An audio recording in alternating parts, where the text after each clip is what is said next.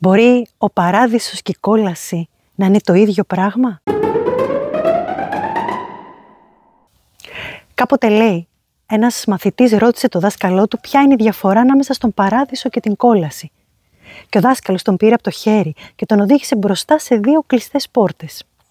Άνοιξαν την πρώτη και εκεί μέσα ήταν μια παρέα ανθρώπων που έστεκαν γύρω από ένα τσουκάλι.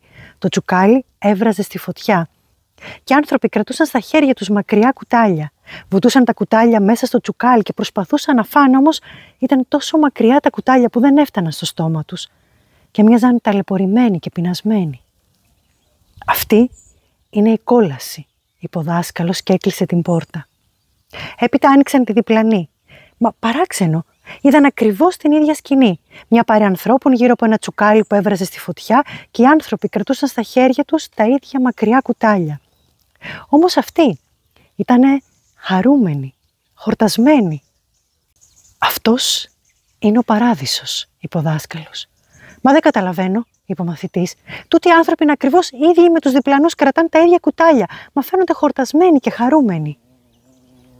«Αυτοί, παιδί μου, έχουν μάθει να ταΐζουν ο ένας τον άλλον».